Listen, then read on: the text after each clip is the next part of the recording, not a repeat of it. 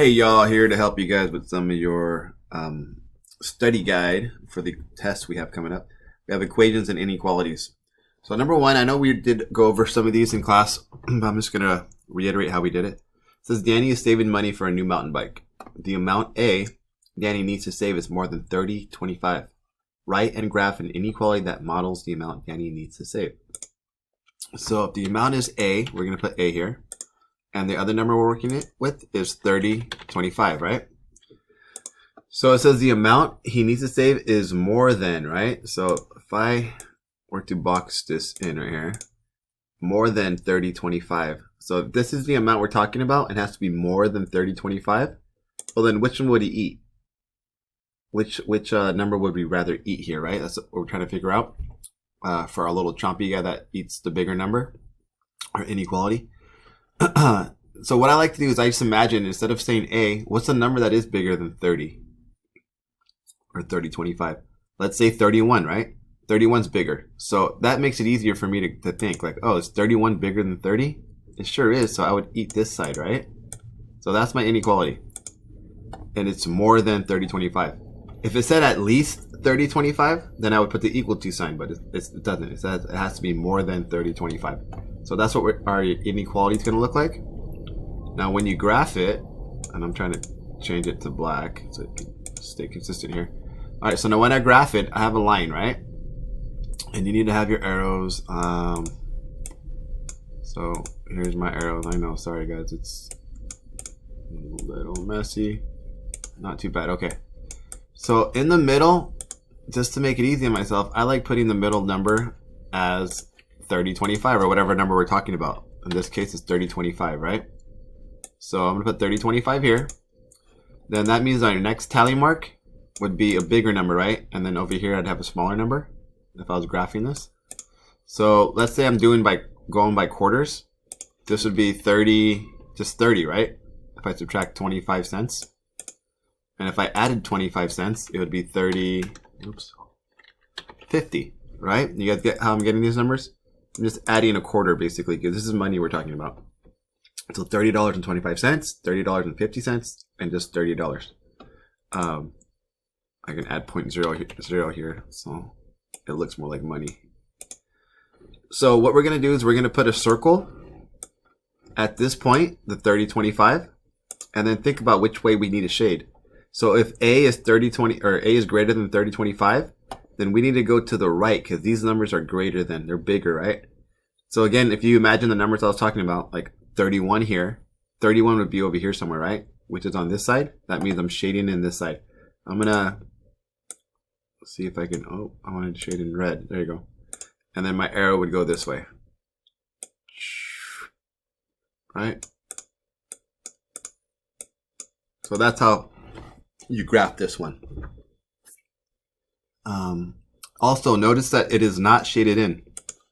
So this right here, it would be an open circle because I don't have the equal to sign. If I had an equal to sign here, like under here, then I would have to color this in. It'd be a closed circle. All right, so the next one says create a number line that represents all solutions if x is greater than 3.5.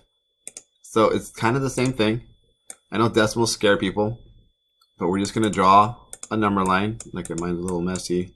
Whoa, that's too messy. And then in the middle, again, we're going to put whatever number is there. So my middle number is going to be 3.5. Over here, I'm going to add, I could put 3.6, because that's a number that's bigger, right? And over here, let's say 3.4, because that's a number that's smaller. Because as you guys all know, 4, 5, 6, it goes in order, right? So then I'm going to circle at my number that I'm talking about, which is 3.5. And you can even, I like actually drawing my graphs above, because I don't like getting it mixed up with the lines. I know that's not how we do it in class, but this is what I like to do. So I go at 3.5, I draw my open circle here, because there's no equal to sign. So it's going to be an open circle.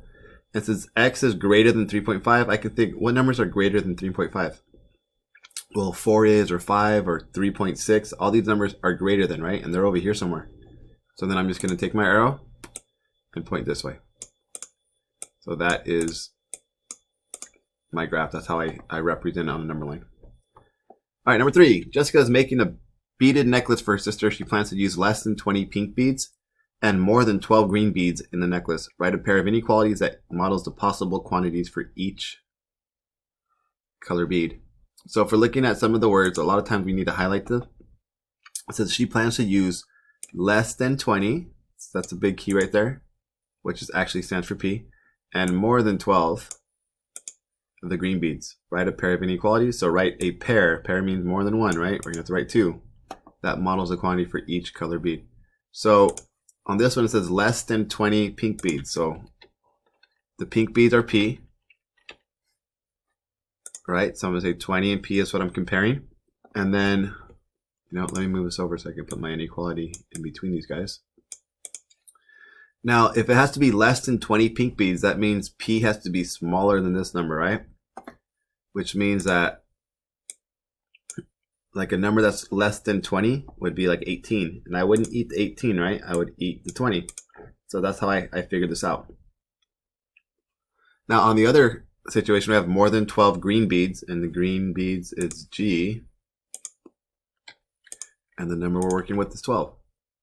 So we want more than 12 green beads. So this number has to be more than 12 green. So let's pretend it's 13. Which one would I eat, the 13 or the 12? I'm going to go with 13, right? Which is represented here by G, or any number greater than.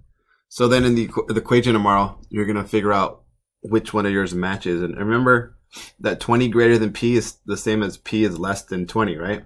So these can be written out a couple different ways. So make sure you don't get that confused. All right, that's number 1, 2, 3. All right, number 4. It says Maria is saving her money in order to buy a new video game. She decides to save $10 of her allowance every week. The equation she writes to describe the total amount of money is she will save each week is T equals 10 times W. So what's cool over here is 10 times W, and it's going to give us our T, or total, right? So over here, it tells us already what W is, because it says week 1. If I were to fill in what we know, don't know what happened to my writing here. Got kind of small. Give me one sec, guys. All right, I'm just going to zoom in a little bit because I don't know what happened there. But if we have T equals 10W, so my T is going to stay because that's what our total is going to be. We don't know what that is yet. And we have 10. And then instead of W, it tells us W equals 1 on this one. So then we figure that out. 10 times 1 equals 10, right? So let's do that again. This time, instead of 10 times 1, it's going to be 2 weeks. So we're going to put 10 times 2 equals 20, right?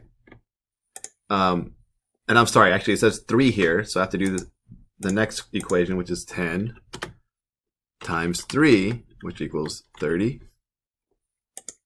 And hopefully you get the point now. Over here it says 5. So my first one, when I substituted 1 in there, was 10. My next one was 30, right? So then hopefully you guys can figure out what the 5 is. That's all we have to do, substitute in. We know what W it is because it tells us right here. And you're just replacing the W here with that actual number, which is 1, 3. You're going to do 5 here. All right, that was number 4. This one we have Mr. Birchall, Miss Minix, and Miss Gonzalez, and Mr. Freena want their 6th grade math teachers or classes to memorize their multiplication facts. They have decided to increase the number of facts they are expected to memorize each week and created the following table. So we're going to write an equation that is represented by the table above. So if you look at this table, we have 1 going to 12. So how did I go from 1 to 12? You could either think like 1 plus 11 would give me 12, or 1 times 12, right? So let's do it here. 2 plus 11 would be 13, and I didn't get 13 here. It's 24. So let's try the next one. We said 2 times 12, right? So over here, if I did 1 times 12, I get 12. Over here, if I do 2 times 12, I would get 24, wouldn't I? So let's try it with 3. 3 times 12, does that equal 36? It does. So that means we figured out our pattern. It's just our weeks times 12 equals our M, right? So that's what we're going to say. It says write an equation. So we're going to say 12 12 times W, which is our weeks, and it equals our M, right? Our M for the number of facts that were memorized. So that's all we have to do here. We're writing our equation. 12W equals M. 12 times W, so 12 times this up here, it tells us W equals this, right? That's how we figured it out. Number 6, does the number line below represent the solutions to the inequality x is greater than or equal to 1? Yes or no? Define your answer. Let me see here. I might have to zoom in on this bad boy. All right. So to answer this question, we have to look at their number line first, right? Is this, so x is right here, and x is greater than 1. Is that true? Well, these are shaded over here. Is 9 greater than 1? Yeah, right? 10 is greater than 1. So this is shaded in the right direction, but there is something that makes this a no. And that's the fact that this is an open circle, right? It's not shaded in. Since this is an equal to sign, it has to be shaded in. So I'm going to say no. Let me see if I can write a little bigger for you guys. No.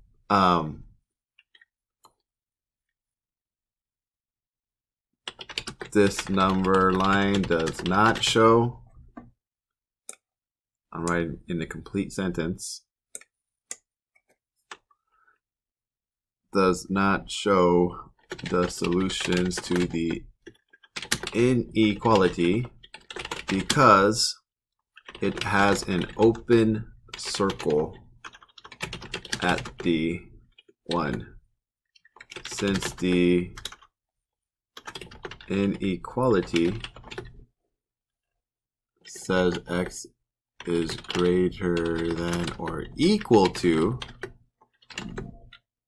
the dot should have been a closed dot on the number line. Something along those lines is how you would word it and describe it. Basically, this has to be a closed dot, right? Because this is greater than or equal to, this has to be a closed dot on our graph. So something along those lines is how you would do it. That was my explanation. Maybe it was a little longer than it should have been, but you guys hopefully get the gist of it. All right, that was number 6. All right, these are the last two I'm going to help you guys with. It goes back to some review we've done a couple weeks back. Probably be over here. And what we're doing is our goal is, again, is to isolate the variable, get the variable by itself. This is number 11. So in order to get 6g equals 132, I'm going to have to get rid of the 6 that's next to my g, right? Or the coefficient next to my g. So what I'm going to do is, since this 6g means 6 times g, I'm going to do the opposite. So the opposite of 6 times g would be divided by 6, right? And if I do it on this side of the equal sign, I need to do it to this side of the equal sign as well. So this is like the little bar. I know I have to do whatever I do here, I have to do here. So if I'm dividing by 6 here, I'm going to have to divide by 6 here. So let me divide by 6. Now when I do that, these just cancel each other out, right? 6 divided by 6, boom, they cancel each other out. All I get left with is g. So I did my goal. I got rid of the numbers next to my g. I bring down my equal sign. And then I solve what's 132 divided by 6, because I have to do it to the other side. So I'm going to go in and out and figure that out, right? Well, I know that 6 goes, whoops, there we go. 6 goes into 132, or 12, I'm sorry, goes into 13 2 times, right? Now we get 12 here. Then I would, this is stuff you guys should know how to do. 13 minus 12 is 1. I bring down my next number. I get 12 again. And then 6 times 2 again is 12. And that's basically it, right? Because 12 minus 12 equals 0. So I'm done over here. So now I know that g equals 22. Number 12, this is an issue some of you guys were having, is we're going to multiply by the reciprocal. So the reciprocal of 3/5 is 5 over 3. So if I do it on that side, I have to do it to this side. I'm running out of time, so I'm going quick. 5 divided by 3, 5 divided by 3. These cancel each other out. I'm left with m. And then 4 times 5 is 20. 9 times 3 is 27. There's your answer. 20 over 27. All right, guys. Have a good day. Bye.